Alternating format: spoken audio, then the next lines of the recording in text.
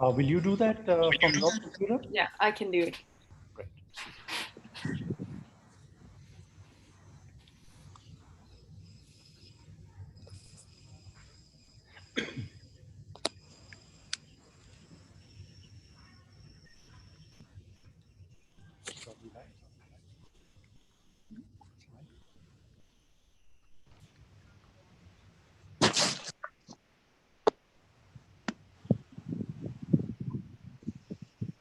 Right. We are live now, and let's get going. Yep.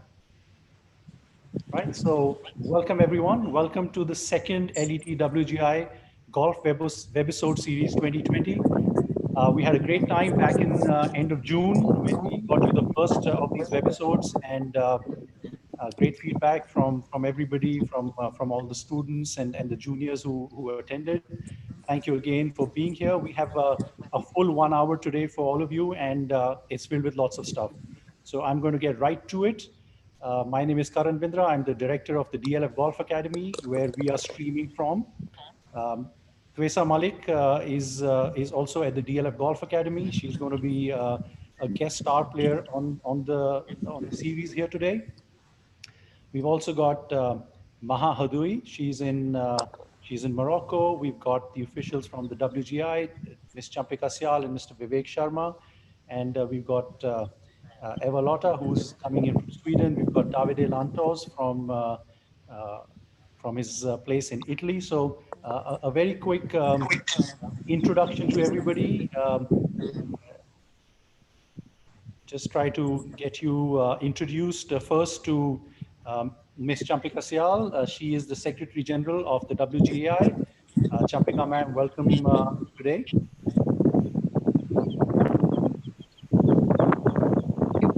Can you hear us? Yes, I can hear you. Right. And Mr. Vivek Sharma is the CEO of WGAI, and welcome Vivek. Thank you. Ms. Eva Lotta from the LET is the Commercial Manager for the Ping Junior Solheim Cup and Project Director. Welcome Eva. Thank you. Mr. Davide Lantos from the LET. I have had the pleasure of working with Davide in India at the Hero Women's Indian Open for many years. Davide is the Director of Tournament Operations at the LET.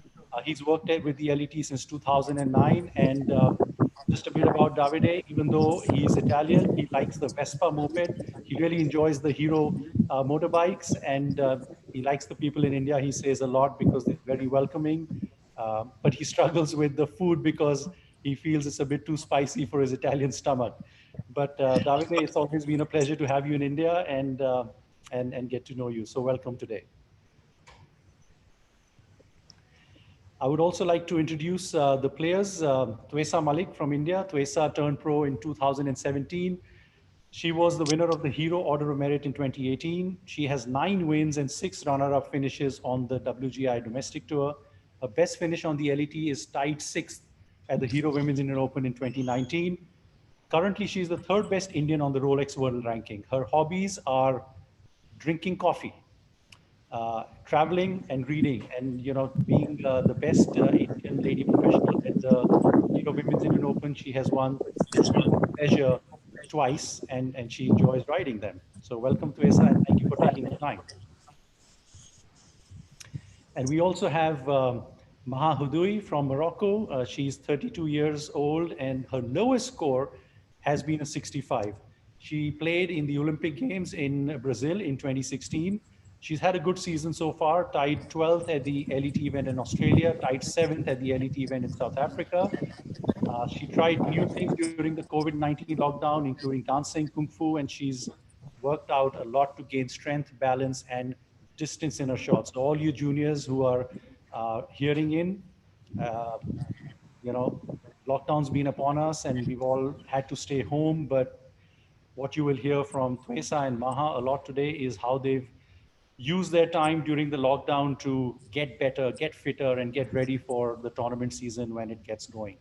And I know the LET is just a couple of weeks away from restarting. The LPGA started last week, and the Indian domestic tour, well, we're all working towards starting that, but conditions in India are very different from what they are in Europe and the US right now. So welcome everybody, and Twesa is going to be at the um Twesa is going to be at the TrackMan Simulator Studio here at the DLF Golf Academy, and Maha is at the golf course where she practices. I'm going to first unmute Twesa. I don't know how she went on mute, so yep. Twesa, Yes, hi. hello. We can hear you loud and clear now. Hello. Hi, everyone. All right. So with that introduction, like I said, plenty of stuff packed in today's 1 hour. I'm going to first bring in Ms. Champika Sial to please give a few words of address and welcome us all. Good afternoon, everybody, all you young juniors. It's wonderful to see everybody from different parts of India. I think today is a special day. We are covering children, girls from Chandigarh in the north and Calcutta and Vizag, Visakhapatnam of the East Coast. We've got players from Mumbai. We've got players from Hyderabad in the south. And that really takes care of the north, south, east, west. And to give Maha and Eva and Davide some idea, some of these people are 2,000 kilometers apart. And thanks to LET and WGI and Maha, who's sitting in Morocco, we are most grateful to have all of you here on today's show. Maha, yeah, I've been to Rabat. It's such a beautiful place, and we can see all that lovely sunshine at the back. It's wonderful to be able to, welcome back not lots, but several golf tournaments in the last few weeks. We've also had an Indian player, Shubhankar Sharma, has gone out to play the Hero Open on the European Tour. And I think later this month, we'll probably see Twesa, and we will see Diksha Dagar playing in the AIG British Ladies Open in Scotland. My discoveries have been, I've been trying to do some small discoveries. I love to share with all of you that I've just discovered the tallest Indian golfer yesterday. He's 6 feet 6 inches tall. 6 feet 6 inches tall. His name is Harshjeet Singh Sethi. He plays as an amateur golfer on the Indian Golf Union Tour. And honestly, he's just 18 years old, still growing, only 3 inches short of the world record of the tallest golfer. So it's fantastic to see such a tall man playing, and his clubs had to be customized. So players, all of you, he's got a great future like all of you. And having you all here on the show is to share our experiences of long and short times with these very talented players, Maha and Twesa. Now I hand the mic back to Karan. I hope you all enjoy this session, and please don't forget, always wear your mask on the golf course and be safe and keep well. Thank you.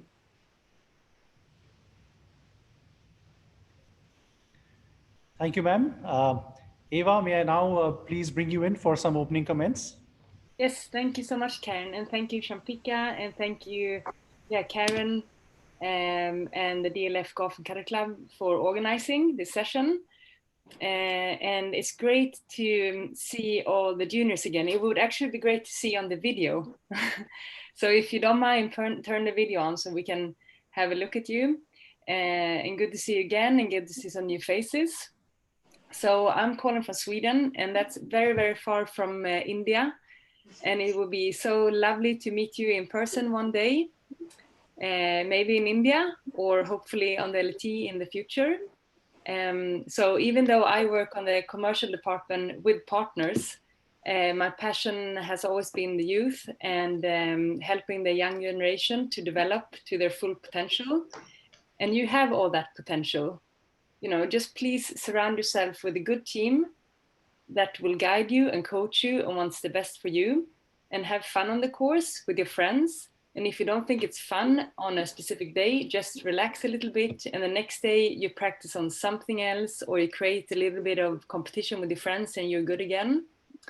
And sport, and specifically golf, is a wonderful game. It teaches you so much about life, about being structured, determined, traveling and working with people and meeting lots of people. I mean, imagine on the LET, there are players from 38 different countries, and there's so much to learn from everyone. And today you will meet LET Tour players Tresa and Maha, and they have been exactly in your shoes a few years ago with dreams and passion for the game. So it will be very nice to hear more from them. And it's also nice that the tournament schedule is opening up here soon, later in August. There have been many challenges for all of us this year, but also a lot of time to reflect and get the right focus in life. So it's great to be here. Thank you for organizing it. And I will hand over back to Karen to show a video from the Hero Women's Indian Open last year for a bit of inspiration. So thank you so much. Thank you, Eva. Right, we made this audiovisual presentation back at the 2019 Hero Women's Indian Open. And if you give me a moment, will try to share my screen, and we'd like to play this video for you before I go on to the players and the program ahead. So, okay.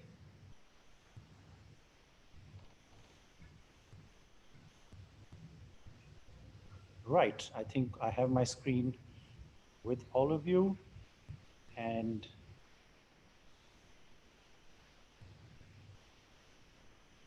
I will play it now.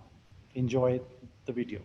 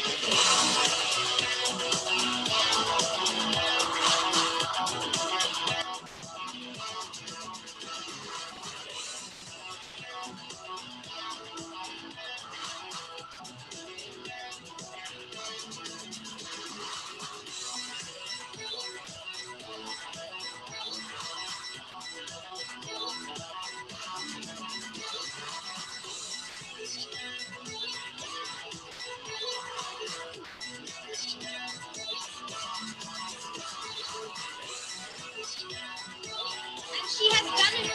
The first Indian to win on the Ladies European Tour.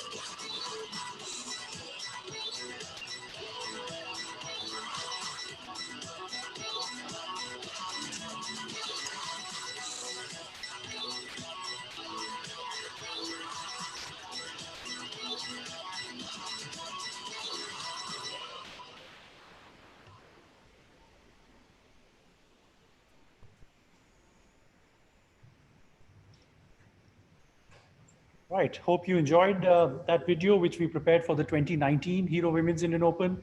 As you all know that the Hero Women's Indian Open in 2020 is not going to be played, had to be canceled for the year because of the pandemic and the ongoing situation here, but we are all looking forward to the 2021 edition, which again will be on the Ladies European Tour, and yeah, we will start preparing for that in due course.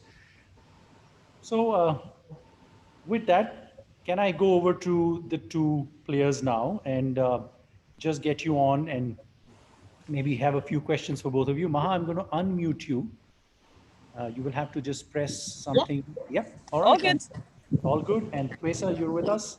Yes, I'm ready. Okay, great. So to all the juniors who are tuned in, it's best to put your screens on speaker view. There are two views available. One is a gallery view where you'll see everybody on your screen.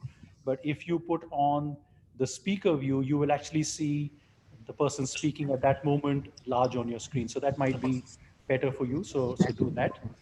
Okay, Maha, let's get a few questions in from you and Twesa simultaneously. Maha, tell us, how's it in Morocco at the moment? Obviously, since you haven't played any competition since March, then there was a lockdown, and how's it been? Is it pretty much on the way to recovery and normalcy around you? Give us a sense of what's going on there. Hello? Hello? It just got cut. I missed the last. I asked, just give us a sense of how things are in Morocco and how things are in golf in Morocco, and what are you keeping busy with?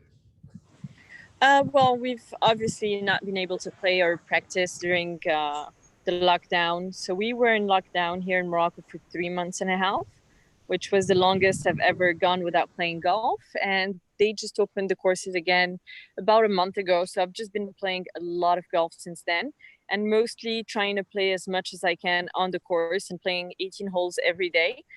Because it's very important to get back to playing and hitting balls on the range, but then you have to develop that sense of play again, because that's what you kind of lose sometimes. Other than that, we don't have any competitions for now, but I'm trying, and this is why I am in Rabat.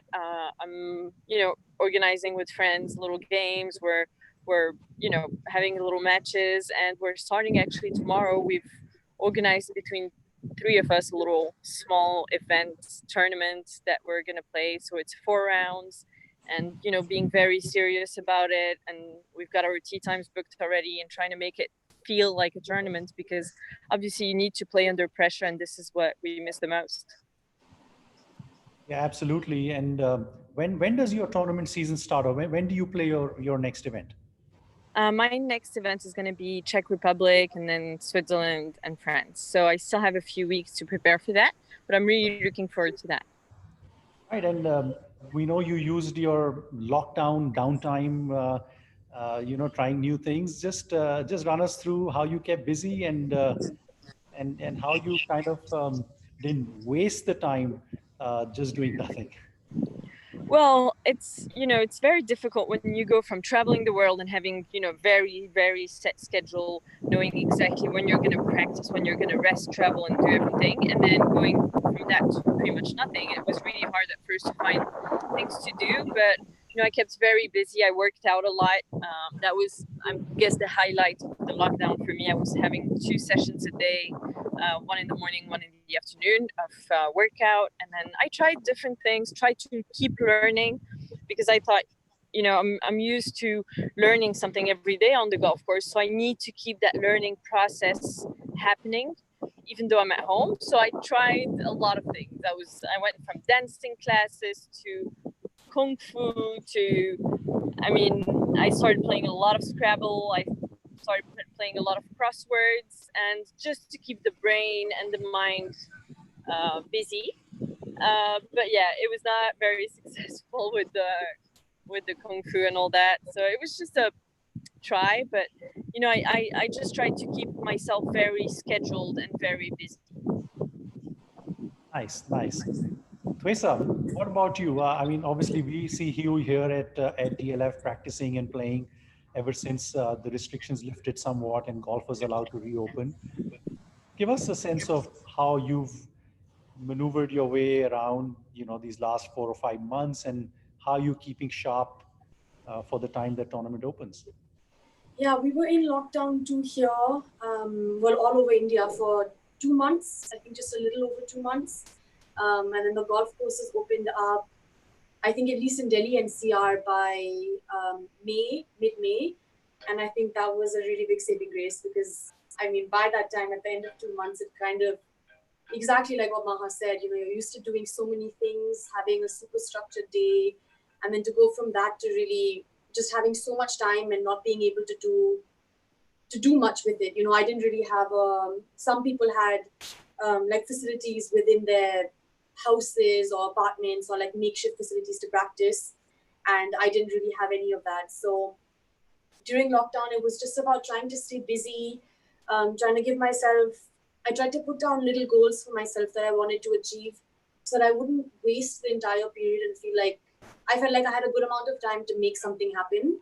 I knew some things that I wanted to work on, and I felt like it almost helped me not to have the driving range to kind of, I don't know, not to hit balls and just kind of work on certain body movements and positions that I wanted to achieve.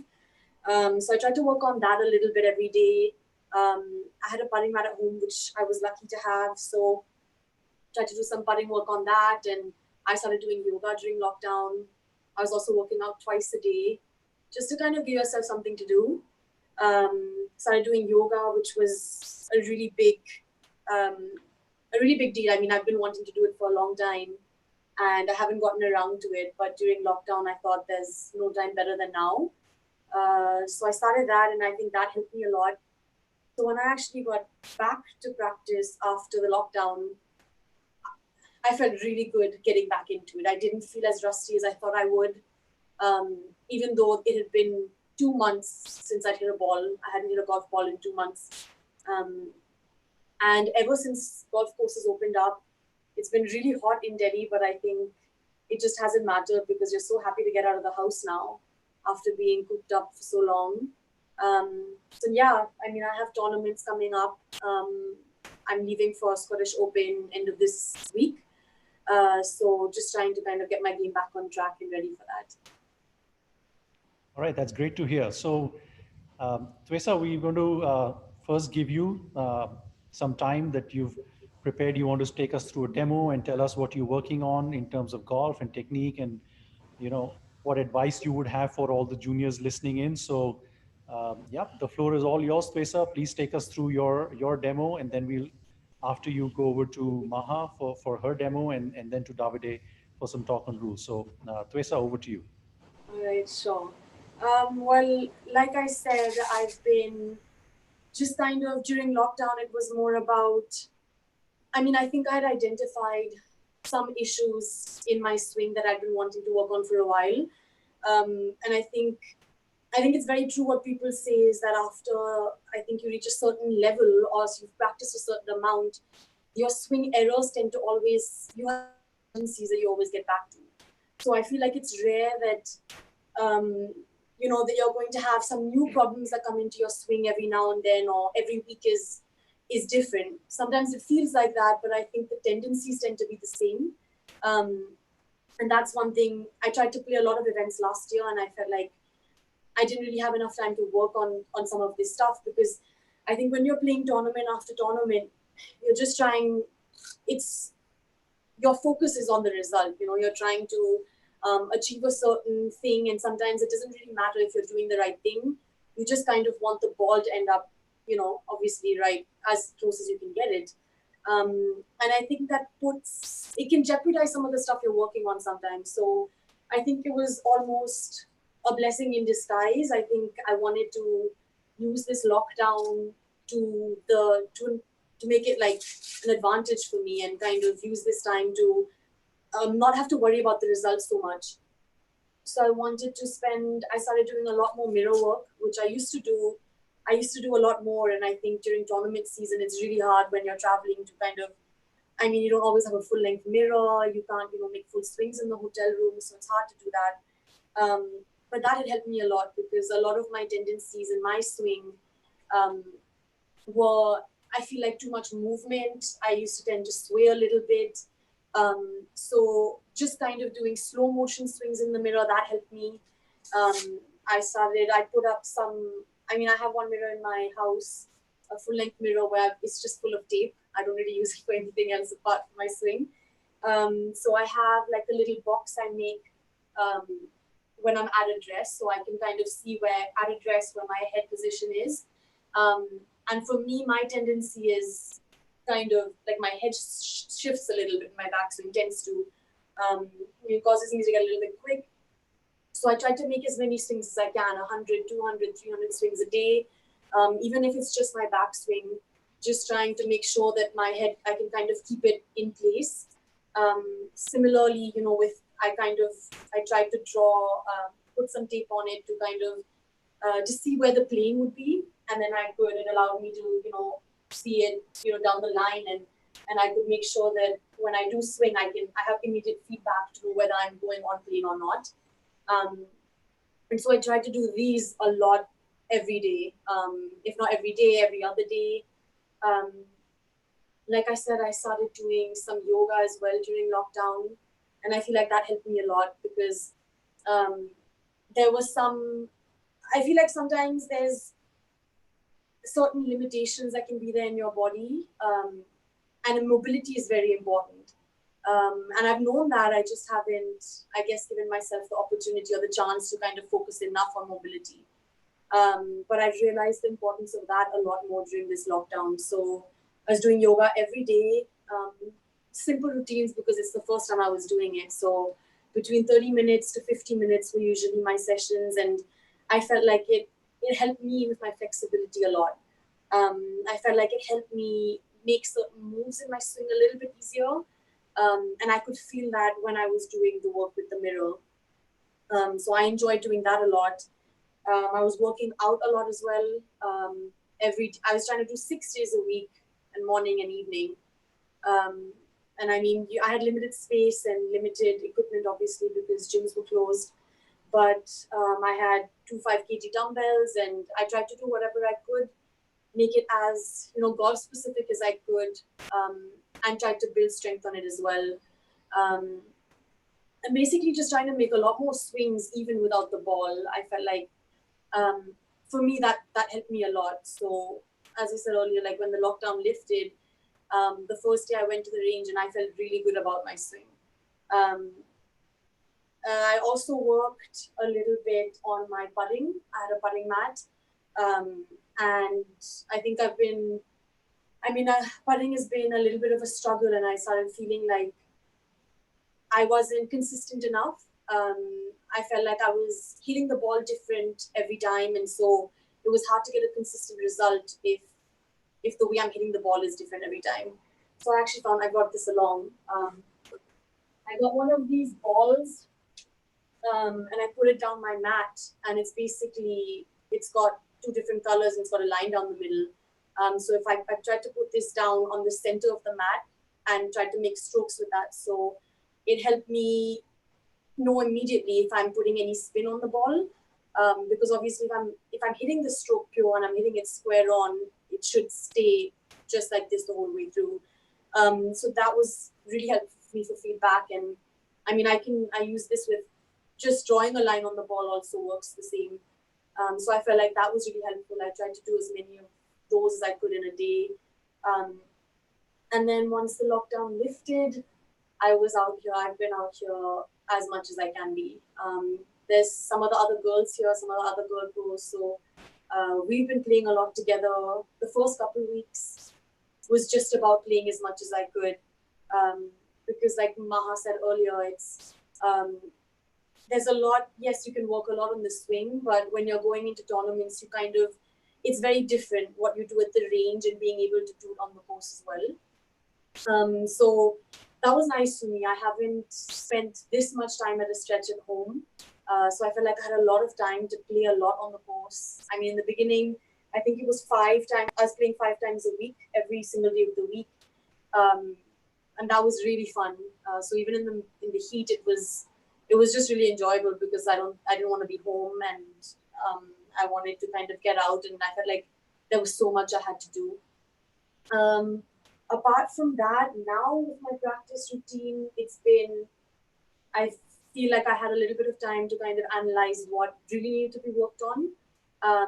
So I'm trying to do, usually now when I go to the range, I've been trying to hit a few more balls, working on the same kind of moves that I'm working on.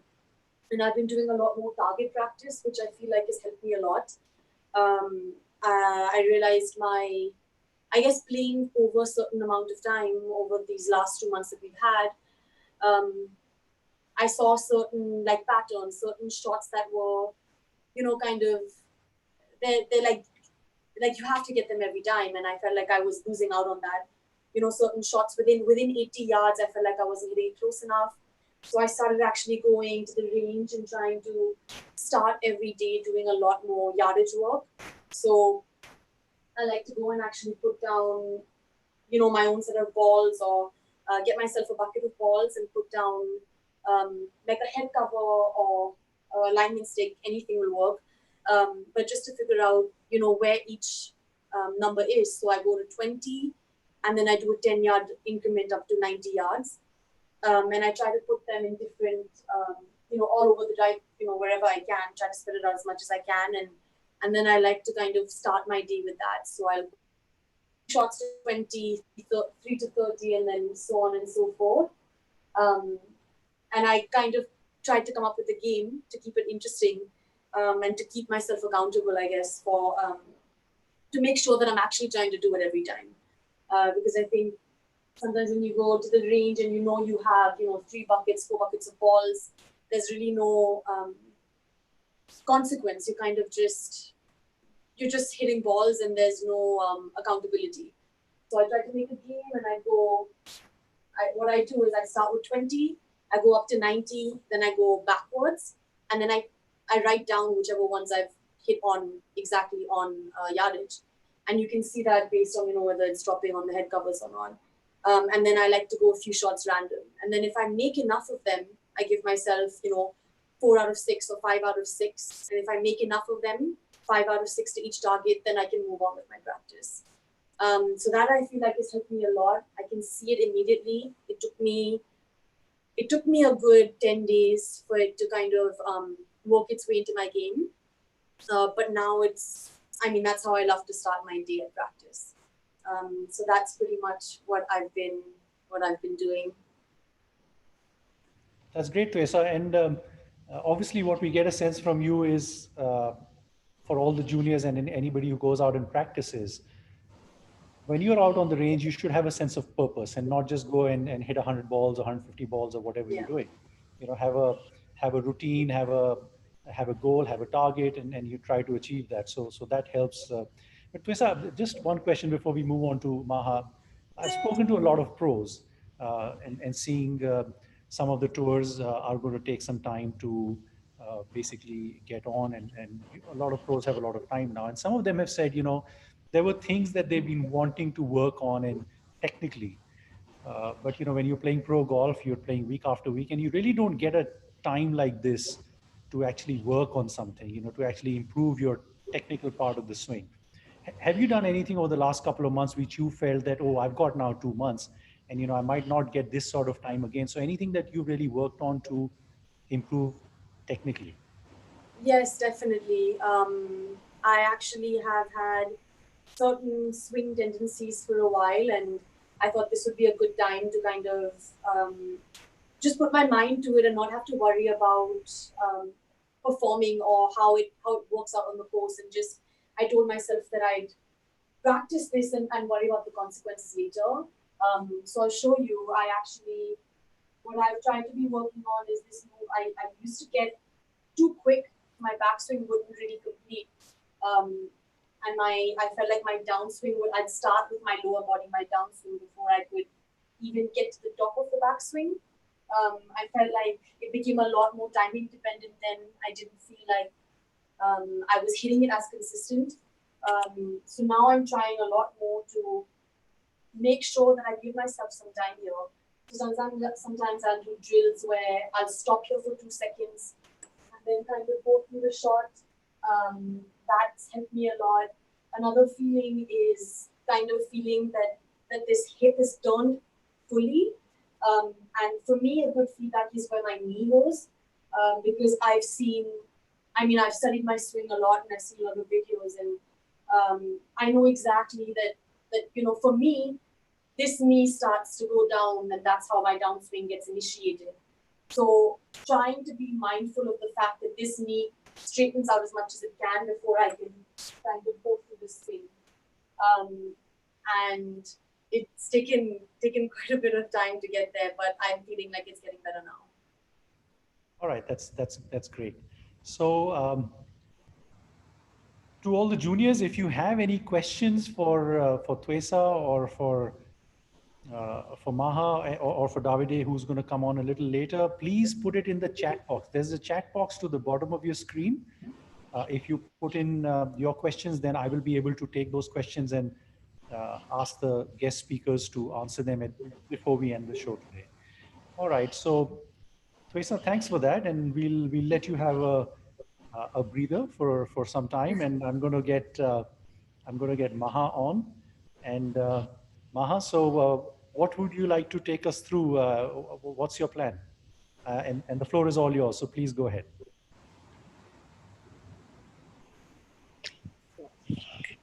Can you guys hear me? Yes, we can Hello? hear you. So you're on the putting green. Okay, perfect. So basically, the drill I had prepared is the one, it's a putting drill. It's really, really simple, but I think it's the most important thing. When you're putting is you really want to make sure you're starting the ball on line. And that's something I kept doing even during lockdown. And I was just putting the tee obviously the other way around because it was on a mat. But basically, I just draw a line. I don't know if you can really see it. So you can draw. So what I do is I draw a line simply just with the stick. I put the stick down and I just, you know, follow the stick and with the Sharpie. And then basically I'm just putting tees on each side because I tend to hit the ball a little bit on the toe of the putter. So with this, I can make sure that I'm actually hitting in the center of the club. And then also my other tendency is that I used to take the putter up on the outside. So this tee is basically there to prevent me from that.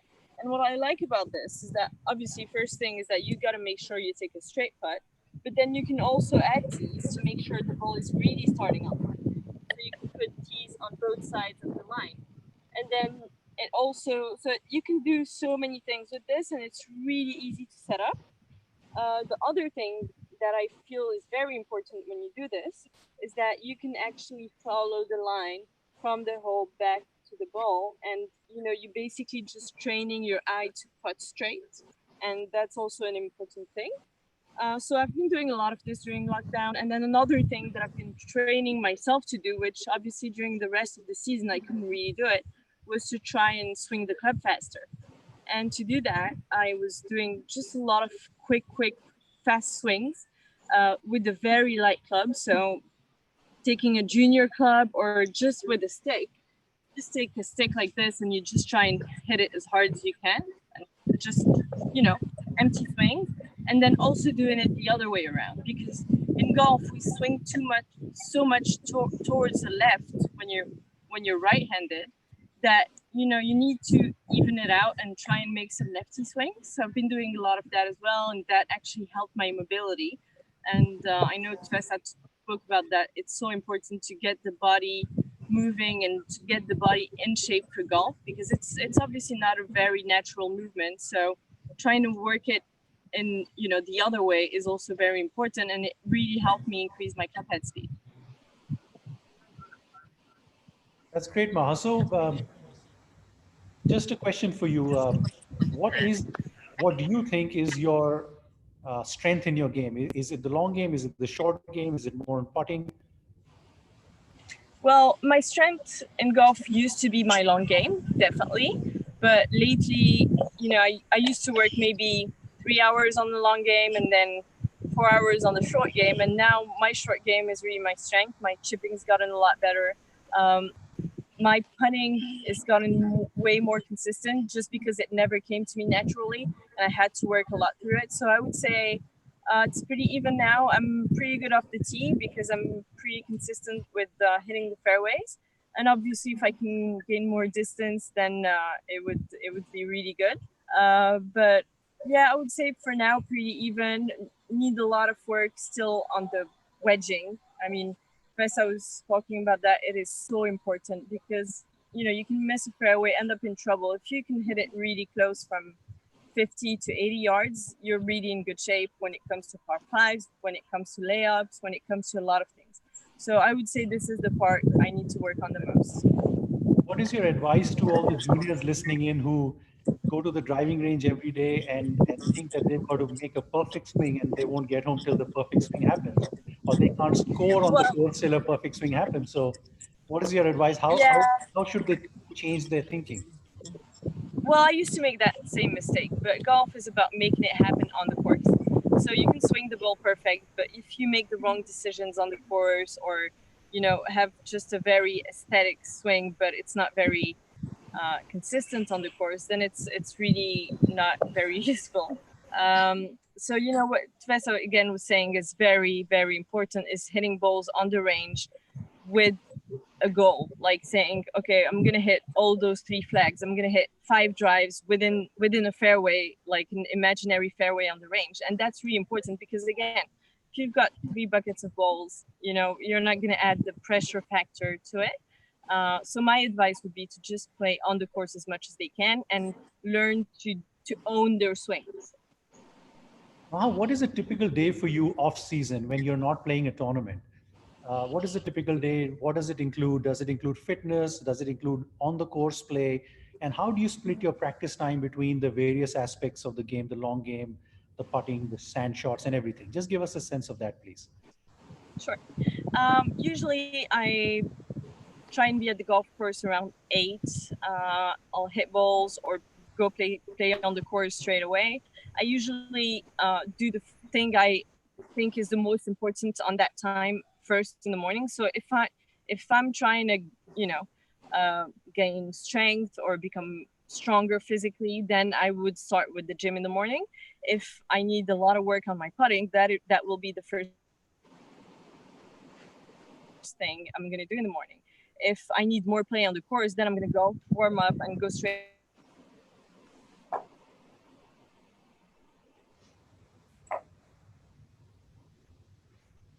away on the course. But usually I'll play 18 holes every day, have and then maybe work on the short game for an hour, work on the hitting. My tendency is to draw the ball, so I try and hit a lot of cuts on the range. And then obviously putting, I spend a lot of time on the putting. Great. Thank you for those insights, Maha. And Thank you. we will be back with a few more questions as the juniors put those to us. So awesome. We'll let you hit a few putts and listen in. Davide, are you on? Can we bring you on next?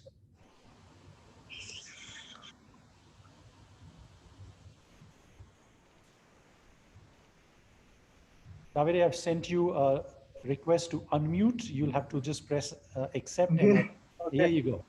You're on now. Good. Hello, everyone. Hello. Can you hear me? Yes. Yes, we can hear you, Davide. Okay. I am here with my best friends that are the 2 books, The Rules of Golf and The Interpretation of the Rules of Golf. And this is my best friend, but must be also your best friend, because probably it's quite boring, the matter of the rules of golf, but it's quite vital for you to play under the rules of golf. And most of the time, it's going to help you in getting out tricky situations. So it's boring, but remember that Aditi, one of your top players, took the level 2 exam on rules on the RNA, and look at which kind of career she had thanks to that. So it's boring, but very important. So have always a rules book with you in your bag, because it's going to help you, and trust the referees if you need some additional help. What is important for you as a player to know, obviously the basics are always play the ball as it lies, play the course as you find it. And this is quite important. Most of the times you can get rid of these two things, because a lot of times you can drop the ball, so you move it. A lot of times you can modify the course, for example, moving a leaf that is classed under the rules as a loose impediment, or moving a movable obstruction that is something artificial that shouldn't be on the course. But I would say 99% of the times, if you don't touch the ball and if you don't do anything to the course, you are doing the right thing. What is also important to remember, the RNA changed the rules recently, it was like a 12 years exercise to modernize and simplify the rules of golf. And since January 1st, 2019, we have a new code, a so-called new code, that it's a lot easier to understand for everyone, not just for referees. And also the rules are a lot easier to be applied. But they changed something, like the dropping procedure, that it's quite funny for somebody. Is not anymore from the shoulder height, but it's from knee height. And if you look on YouTube, there is a funny video of some players dropping from knee height in a very funny way. But now we are getting used to it. And they changed some names. We were playing in the old days with water hazards, and now we are playing penalty areas. So it's also important from you for you as a player, if you become a very good player, also to use the right wording. But the fact is that didn't really change anything. If you go in a penalty area that is a water hazard in the past, you can drop your ball, and this is very good. Imagine without this rule, you should have played from a deep water, and this rule giving you a penalty stroke, but is allowing you to drop outside the penalty areas. In the very first version of the rules of golf from 1744, you basically had to play the ball as it lies always. So there were funny clubs to play from the water, funny clubs to play from rocks, and since then, thankfully, we could change the rules, and now we have rules that permit us to move away from an unplayable situation or from a so-called penalty area. So, as I always say, the rules of golf are our big friends, because obviously sometimes they are penalizing us, but they are giving us the opportunity to arrive at the 18 without many issues.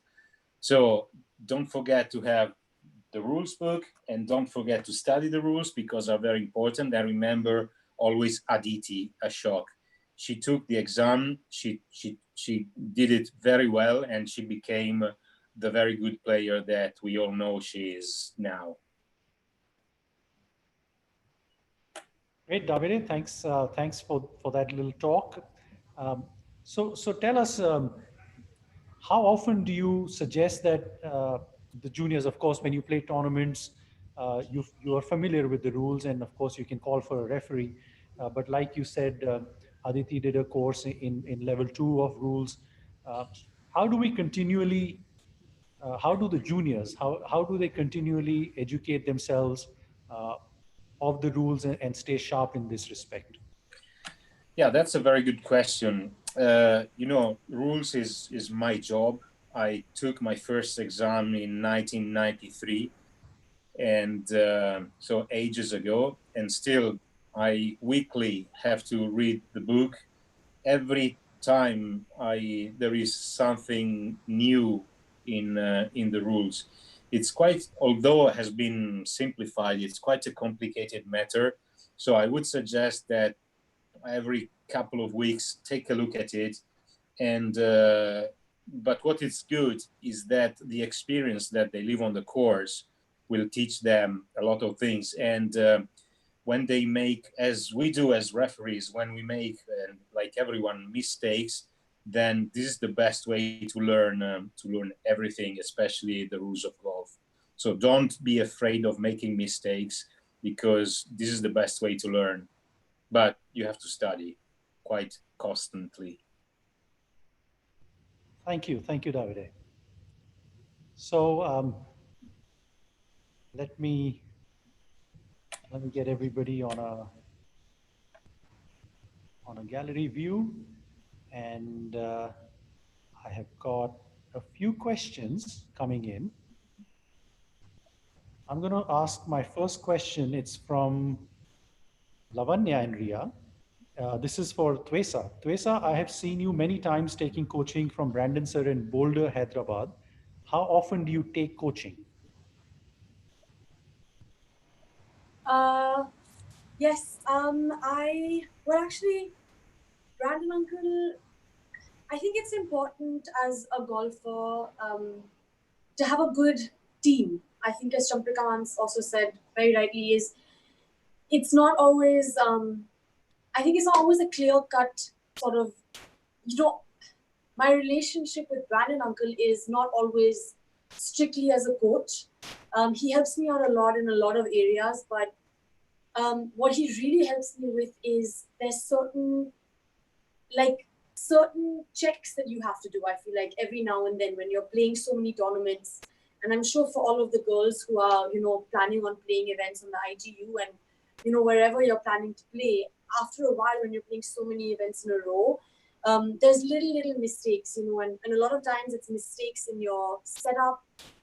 It's a lot of basic stuff, but because we're on the ball, I mean, you can only take a certain amount of videos. It's hard to see every time exactly what's going wrong, and sometimes you can't see it, you can't feel it. So it's really helpful to have a set of eyes that can help you with that. So Brandon helps me a lot with that because we discuss a lot about what he thinks things should be like, what I think things should be like, and I think it's important to be able to have that discussion with someone because it gives you a better idea of what you should be doing, where you should be, but also different options that you have. Golf there's so many different ways to play it. There's so many different ways to hit a specific type of shot. So that's what he really helps me out with. I like to see him. I see him a lot. He now works here in Gurgaon. So, and he's actually my neighbor during lockdown. So I met him a lot. We talked a lot about swing mechanics, just things that we should work on together. But apart from that, most of the work that I do is on my own. I think it's important to have an agenda of to be clear about what you need to work on, what you want to work on, and then if you can stick to that, then you're on the right track. Thanks, Vesa. And Maha, a question for you. Same question for you, actually. Do you work with your coach on your swing mechanics, and how often do you see your coach, if you do? Unfortunately, I don't see my coaches as often as I would like to, especially now because of the COVID crisis. We're not able to travel, but I like to see them quite often just to check that everything is okay. I'm not 100% reliant on the coach because I think you obviously need to learn to own your swing by yourself, but it's very important to have a good team around you, as Tvesa said, and to get them to talk to each other, that everything is in sync, everything is clear within the team. So I mean, it depends on the time. Usually in the off season, I do see my coaches a lot, but now this is very exceptional. We just send videos and talk on the phone. So you have a swing coach, a fitness coach. What is your team? Who's your team around you, Maha? So I've got a swing coach. I've got a fitness coach, but he's also a physio. He works as well on European tour as a physio. So he helps me out a lot on what to work, how to, work out to make my swing, my golf better. And I've got a mental coach, and yeah, that's about it. Yeah, absolutely. As we all know, elite golf is not all about just swinging the club and learning how to swing, hit the golf ball. It's about off-course work, about fitness routines, and so much more, as we all know. Right. I have one more question coming in from Avni Prashant. This is to both Twesa and to you, Maha. How much did your driving distance increase from the time when you were 13 to when you were 16? I think we have a lot of junior girls in this age group, and everybody's trying their best to hit the ball longer. So they want to know how you went through this phase of your life. To be fair, I started golf when I was 13, so so I gained a lot, I guess. But I think I did hit the ball the longest when I was around 16 years old. But again, you know, as you work on getting stronger, getting fitter, you obviously will hit the ball longer. Um, I think it's very sometimes underestimated how much being flexible and doing a lot of mobility work can affect your golf swing. And sometimes you can work out a lot, but if you don't have the mobility to get into certain positions, well, you're not going to be able to hit those angles and those positions, and you can't get the swing speed that you want. So I think, yeah, I mean, 16 years old, you still, if you're 16, you still have a lot of time to gain more distance. I mean, we saw it even on the PGA Tour. There's players who drastically changed physically and gained a lot of distance in a span of 3 months. So it's definitely, you definitely have a lot of time for that. Awesome. Teresa, what about you?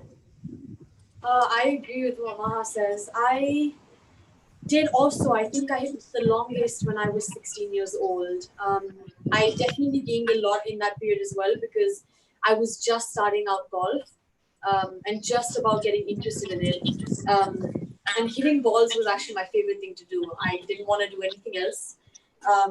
So I used to hit it. I think I did gain a fair bit of distance between that time, but I'm not really sure exactly how much that was. But I agree with exactly what Maha said. I think, you know, we can work out a lot now.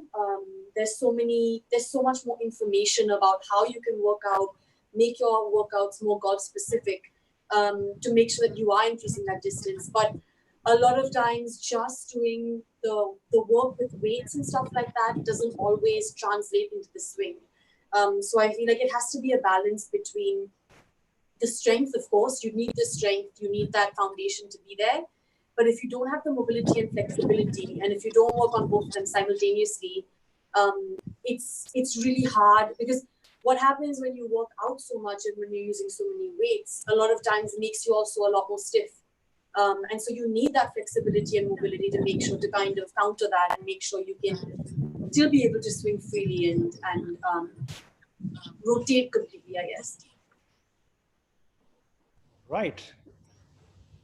So I think those are the questions we've had, and we have a couple, but I'm going to stick to the 1 hour that we have. Everybody's blocked the time for us. So at this moment, I think, Eva, some closing comments from you, and then some closing comments from Champika ma'am. And then, of course, we will do our group photo. But Eva, something from you first.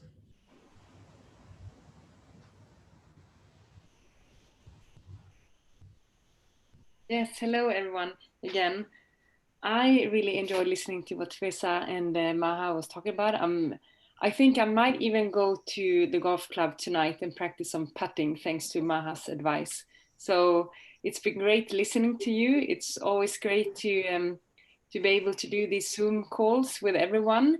And yes, thank you so much. And I hand it over to Champika. And then after that, I would love everyone to turn their video on, because we're going to make a really cool picture, but we need you on a video. So please hand over to Champika and then put the video on, please, everyone.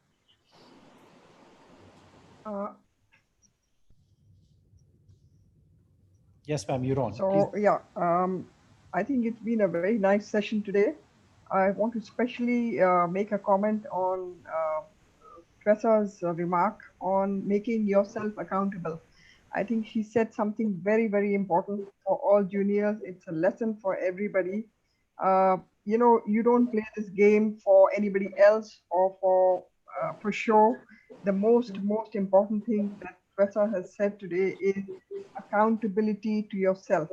And whether when you're hitting your shot, the easiest thing to do is to just go and practice, you know, shot after shot without knowing what exactly you're doing. I think it's critical to make yourself accountable for target practice, for whatever else that needs to be done. It is very important. And Twessa, that's a very, very important thing you told us. Maha, my dear, I think we are very grateful to you for joining us this afternoon. Enjoyed watching your putting strategy, but it's very difficult over here. You know, we can't draw lines. We can't actually draw lines on the putting green. So we don't have that privilege for many of our juniors. However, it's a very important, good lesson, and I think for our juniors, maybe they can tie a thread or a little string to do that. And I want you to especially thank the Moroccan ladies from your country, because they gave WGI player a chance to come and play each year in Rabat or in the other locations where you have your wonderful tournament. So we have a very good relationship with Morocco, and I want to thank all of them personally. To Eva and Devadi, thank you very much once again. I know how busy you all are. Karan Bindra and the DLF Golf Academy, the KNA team, my colleagues in WGI, thank you very much. And we hope to see all of you juniors again, once again, in our third webisode. Thank you so much, everybody. Thank you, ma'am. So before we all go, a couple of things. Twessa, you want to give everybody your social media handles to follow you on, and Maha, then would you also want all the juniors from India to follow you and keep a track of your progress and learn from all the things, all the tips and everything that you post on your social media? So Twessa, where do we follow you? Yes, mine is called Tracy Star. It's TVESISTAR. And that's on Instagram? Yes, that's on Instagram. Maha, where do we follow you?